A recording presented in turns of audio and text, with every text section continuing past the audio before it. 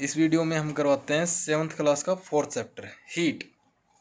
तो देखो हीट क्या होता है। हीट एक एनर्जी की फॉर्म होती है जो किसी सब्सटेंस को ठंडा या गर्म करता है, ठीक है।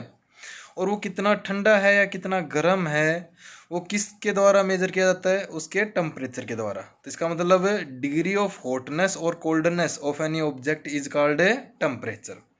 हम किसी सब्सटेंस को टच करके ये तो बता सकते हैं कि गर्म है या ठंडा है, लेकिन कितना गर्म है या कितना ठंडा है नहीं बता सकते। तो हमें टेम्परेचर को मेज़र करने के लिए जिस अपरेटस को यूज़ करते हैं उसको बोलते हैं थर्मामीटर, ठीक है।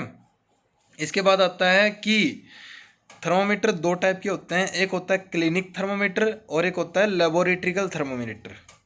क्लिनिक थर्मोमीटर क्या होता है कि हमारी बॉडी का टेम्परेचर मेजर करता है, और इसके अंदर क्या होता है, आपने देखा होगा कि जब कोई आप कभी डॉक्टर के पास जाते हो तो वो आपकी बॉडी के टेम्परेचर को मेजर करने के लिए एक थर्मोमीटर का यूज़ करता है, जिसके अंदर क्या होता है, मरकरी भरा होता है और उसके अंदर एक किंक लगी होती है, एक हुक सा लगा होता है, और उसके ऊपर जो रीडिंग होगी वो रीडिंग कहाँ से कहाँ तक होंगी, 35 से 42 डिग्री सेल्सियस तक, ठीक है। यहाँ पर क्या देखोगे कि क्लिनिक थर्मामीटर को हमें सिर्फ बॉडी के टेम्परेचर को मेज़र करने के लिए ही यूज़ करते हैं। और उस किंक का क्या काम होता है कि जब उस थर्मामीटर को वो डॉक्टर मुंह से बाहर निकालता है तो रूम टेम्परेचर के कारण उसके अंदर टेम्परेचर में वेरिएशन नहीं आता। वो किंक क्या कर देती है, जितना टेम्परेचर शो हो चुका है मरकरी के द्वारा वहीं पे उसको स्टॉप कर देती है, ठीक है। देखो क्या होता है कि जब थर्मामीटर को हम माउथ के अंदर डालते हैं तो अगर मान लो हमें बुखार है तो बुखार के कारण क्या होता है कि हमारी बॉडी का टेम्परेचर ज़्यादा होता है, जिसके कारण जो मरकरी भरी हुई होती है ना, मरकरी क्या है, एक किस्म से गाढ़ा लिक्विड होता है, ठीक है। वो गाढ़ा लिक्विड क्या करता है, गर्म होने के कारण फ्लो करता है। तो पहले कम टेम्परेचर पे था, बाद में टेम्परेचर ज़्यादा तक चला जाता है, और जितना उसका फ्लो होता है उसके अकॉर्डिंग हम अपनी बॉडी का टेम्परेचर मेजर करते हैं। हमारी बॉडी का जो नॉर्मल टेम्परेचर होता है वो होता है 37 डिग्री सेल्सियस, ठीक है। इसके बाद क्या होता है कि जिन मटेरियल में से हीट पास होती है उसको बोलते हैं कंडक्टर, और जिन मटेरियल में से हीट पास नहीं होती है उनको क्या बोलते हैं, इंसुलेटर। अब क्लिनिक थर्मामीटर के अंदर हमने क्या बताया कि 35 डिग्री से 42 डिग्री सेल्सियस तक टेम्परेचर मेजर करते हैं, और फ़ारेनहाइट में आप अगर मेजर करते हैं तो इसके अंदर रीडिंग कहाँ से कहाँ तक होगी, 94 से 108 फ़ारेनहाइट तक, ठीक है। लेकिन लेबोरेटरिकल थर्मामीटर वो होता है जो बॉडी के टेम्परेचर के अलावा इन्वायरमेंट के टेम्परेचर को मेज़र करने के लिए यूज़ किया जाता है, ठीक है। और इसके अंदर टेम्परेचर का वेरिएशन बहुत ज़्यादा होता है, -10 डिग्री सेल्सियस से 110 डिग्री सेल्सियस तक हम इसके अंदर मेजर कर सकते हैं। देखो 35 और 42 के अंदर कितना डिफरेंस है, सिर्फ 7 डिग्री सेल्सियस का था, लेकिन यहाँ पर क्या देखते हो, -110 और 110 के बीच में काफ़ी ज़्यादा गैप हो जाता है। और इस लेबोरेटरिकल थर्मामीटर के अंदर कोई किंक यूज नहीं होती, ठीक है। मतलब जैसे ही रूम का टेम्परेचर डाउन होगा तो उस थर्मामीटर के अंदर भी टेम्परेचर क्या होता जाएगा, डाउन होता चला जाएगा। इसके बाद आता है सी ब्रीज। सी ब्रीज क्या होती है, समुद्र की हवाएं। तो देखो क्या होता है कि समुद्र की हवाएं कैसे चलती हैं।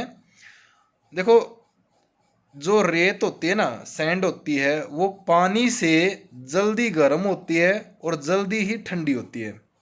अगर मान लो हम दिन की बात करते हैं तो दिन के अंदर क्या होता है कि सूर्य की रोशनी के कारण जो अर्थ है, जो धरती की सतह है, वो तो बहुत जल्दी गर्म हो जाएगी, ठीक है। और पानी की जो सतह है वो धीरे गर्म होगी। अब अगर जो धरती की जो सतह है वो बहुत ज़्यादा गर्म होने के कारण जो पार्टिकल हैं सतह के ऊपर, सरफेस के ऊपर है, वो क्या हो जाएंगे, उनके अंदर एनर्जी आ जाएगी, और एनर्जी आने के कारण क्या हो जाएंगे, वो ऊपर उठ जाएंगे।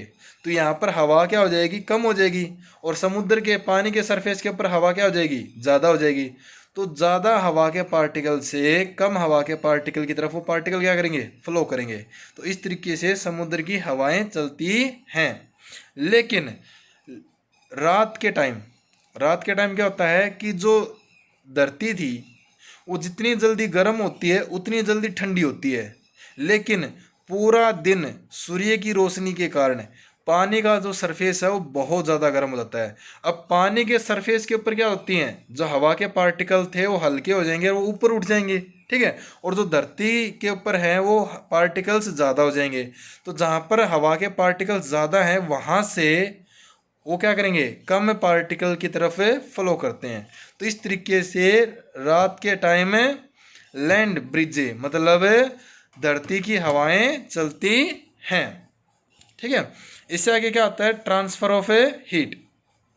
तो हम एक ऑब्जेक्ट से दूसरे ऑब्जेक्ट के अंदर हीट को ट्रांसफर कर सकते हैं, लेकिन हीट हमेशा हाई टेम्परेचर से लो टेम्परेचर की तरफ फ्लो करती है। अब मान लो तुम अपने इस हाथ से दूसरे हाथ को पकड़ते हो, टच करते हो, तो ये वाली जो सतह होती है वो क्या होती है, गर्म होती है, और दूसरे हाथ वाली जो ऊपर वाली स्किन है वो क्या है, ठंडी है। तो धीरे धीरे क्या होता है कि हीट ट्रांसफ़र होना स्टार्ट हो जाती है। और कब तक ट्रांसफ़र होगी, जब तक दोनों सरफेस का हीट या टेम्परेचर सेम ना हो जाए, ठीक है। तो मैं फिर से बता रहा हूँ, हीट हमेशा हाई टेम्परेचर से लो टेम्परेचर की तरफ फ्लो करती है।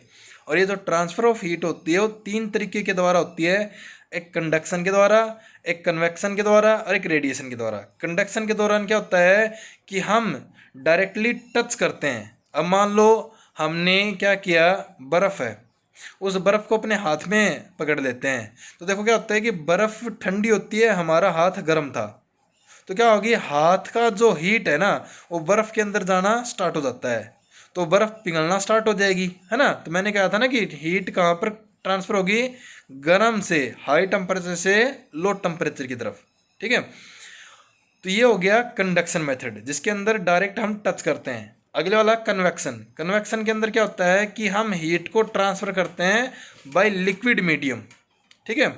अगर मान लो हमारे पास एक बहुत हाई टेम्परेचर का एंड है, जहाँ पर बहुत ज़्यादा गर्म है वो एक एंड से, और दूसरे एंड से क्या है वो ठंडी है, तो हम उसके अंदर फ्लूइड भर देंगे, कोई लिक्विड भर देंगे, तो वो हीट क्या होगी, पानी के अंदर से या लिक्विड के अंदर से क्या हो जाएगी, जहाँ पर टेम्परेचर ज़्यादा था उससे कम टेम्परेचर की तरफ हीट फ्लो करती है।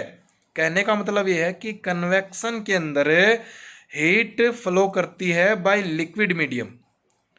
आगे आती है रेडिएशन। रेडिएशन के अंदर क्या होता है कि हम किसी को विदाउट टच किए हम हीट को ट्रांसफ़र कर सकते हैं। जैसे कि सर्दियों के टाइम हम अगर मान लो सर्दी से बचने के लिए हम आग को पकड़ते नहीं हैं, हम सिर्फ अपने हाथ को दूर तक रख लेते हैं और रेडिएशन के द्वारा उस फ्लेम से, उस आग से हम हमारी जो बॉडी होती है वो क्या हो जाती है, गर्म हो जाती है। तो ये होता है रेडिएशन के द्वारा हीट का फ्लो होना from one surface to another surface. दूसरी बात क्या होती है कि जो डार्क कलर के होते हैं, खासकर जैसे कि ब्लैक रंग होता है, वो हीट को काफ़ी ज़्यादा अब्जॉर्ब करता है, सोख लेता है, जिसके कारण हमें बहुत ज़्यादा गर्मी लगती है। इसी कारण सर्दियों के अंदर हम कभी भी ब्लैक कपड़े नहीं पहनते, उसकी बजाय हम वाइट कलर के या फिर हल्के कलर के कपड़े पहनते हैं, क्योंकि वाइट क्लॉथ में से जितना जल्दी हीट अंदर की तरफ फ्लो करता है उतनी जल्दी क्या हो जाती है, बाहर की तरफ फ्लो कर जाता है। लेकिन जो ब्लैक कपड़े होते हैं वो सिर्फ हीट को अंदर की तरफ सोख लेते हैं, उस हीट को बाहर नहीं जाने देते, ठीक है। इसी कारण सर्दियों के अंदर हम क्या करते हैं, वुलन क्लोथीज मतलब ऊन के कपड़े पहनते हैं या फिर डार्क कलर के क्लॉथ पहनते हैं, जिसके कारण हमारी बॉडी का जो हीट है वो अंदर ही स्टोर रहे और हमारी बॉडी की हीट बाहर इन्वायरमेंट के अंदर फ्लो ना करे, जिसके कारण हम अपने शरीर को गर्म रख सकते हैं। Thank you.